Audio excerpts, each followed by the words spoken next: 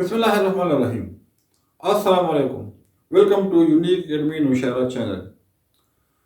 Students, आज की video में हम डेरिवेटिव या डिफरेंशियल के बारे में पढ़ेंगे। बहुत आपके लिए इंफॉर्मेटिव और लर्निंग वीडियो है, एंड तक ज़रूर देखिएगा।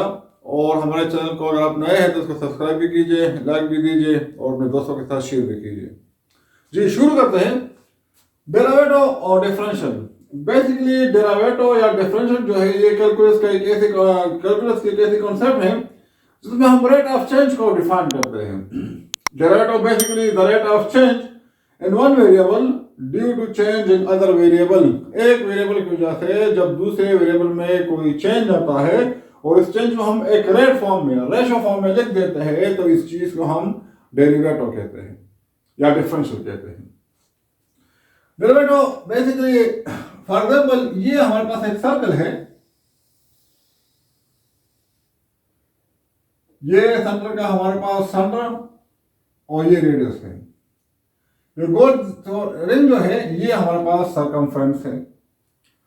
अब अगर हम इस तरह कर ले कि इस रेडियस में थोड़ी सी चेंज आए, मिसाल के तौर पर ये रेडियस पहले से हमारे पास 2 सेंटीमीटर है, फर्ज करें।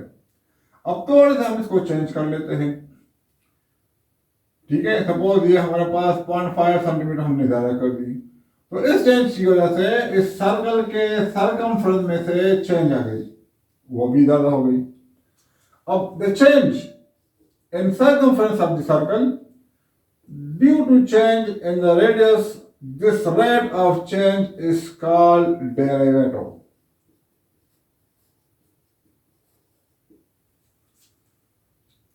ठीक है। एक और मिसाल लेते हैं।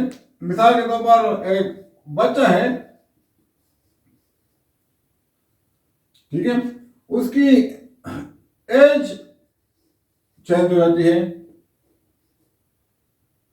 उस एज की चेंज की वजह से उसके हाइट में चेंज हो जाती है।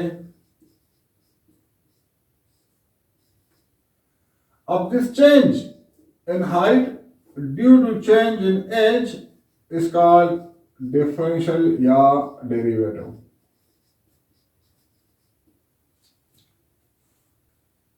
जी स्टूडेंट, एक मिसाल लेंगे।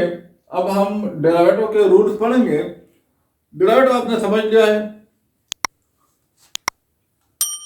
जी स्टूडेंट्स, डेरिवेटिव एक सिंपल एग्जांपल से हमने एक्सप्लेनेशन कर दी है, उम्मीद है आपको समझ आ चुकी होगी। अब डेरिवेटिव लेते कैसे हैं, रेट ऑफ चेंज कैसे फाइंड करते हैं, तो हम एक आसान सा मेथड करेंगे डेरिवेटिव के लिए, उसे हम कहते हैं पावर रूल या simple derivative by power rule.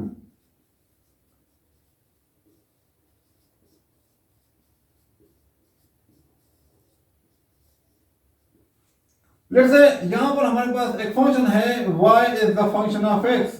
Mean ये कि y डिपेंड करता है x पे। अब हमने y को change with respect to x करना है, ठीक है। अब सपोज करें y the function of x है और वो x हमारे पास x पावर n है। इसके हम डेरिवेटिव लेंगे तो तरीका ये होगा, डेरिवेटिव का हम बेसिकली तो d बाई डी एस लिखते हैं, d by D of y into d by D of x power n, यानी कि बोथ साइड पे डेरिवेटिव ले लेते हैं। यहां पर लिख देंगे टेकिंग डिफरेंशियल या डेरिवेटिव ऑन बोथ साइड।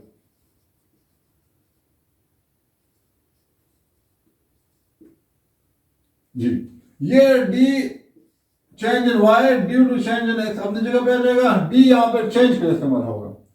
और पावर रूल ये है कि ये पावर जो होगा ये आगे आ जाएगा, पावर से 1 माइनस हो जाएगा और बेस का फिर से डेरिवेटिव, पावर आगे जाएगा n, पावर से 1 माइनस हो जाएगा, ये 1 बाई डिफॉल्ट इसमें फार्मूले में है, और फिर बेस पावर के नीचे जो बेस है x, इसका फिर से डेरिवेटिव लेंगे। अब इस पावर रूल के हमारे पास कुछ प्रॉपर्टीज है, प्रॉपर्टीज ऑफ पावर रूल।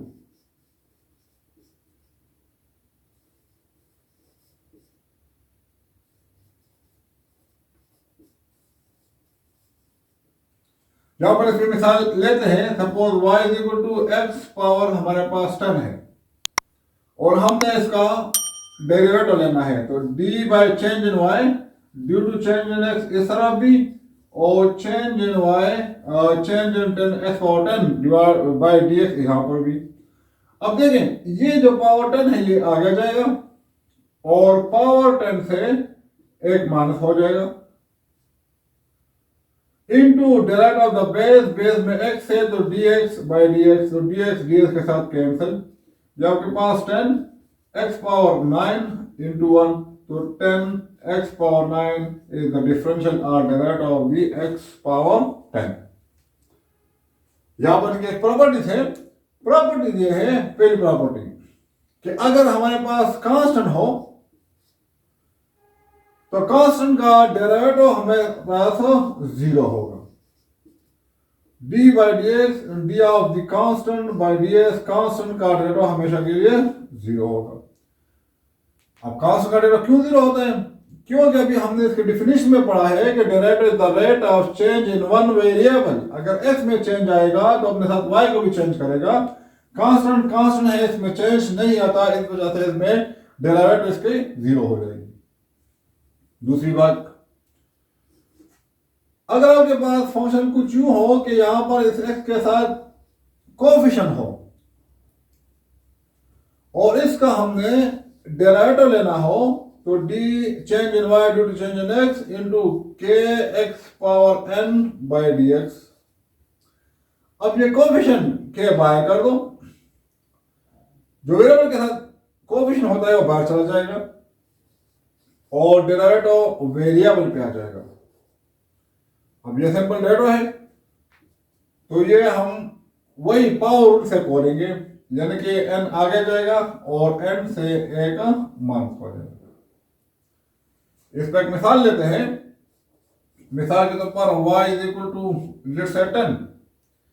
अब ये हमारे पास dy by D x is equal to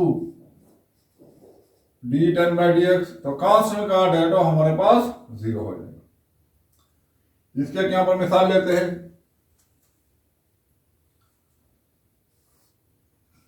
y is equal to 3x power 4, ये हमारे पास हो जाएगा dy by D x of d of 3x power n, तो 3 बाहर चला जाएगा और x पावर n नहीं सॉरी x पावर 4, तो x पावर 4 पे अलग सा डेरिवेटिव हो जाएगा। ये 3 ये 4 आगे जाएगा और 4 से a का माइनस हो जाएगा। 3 4 हमारे पास 12 और x पावर 3 ये हमारे पास आंसर हो जाएगा।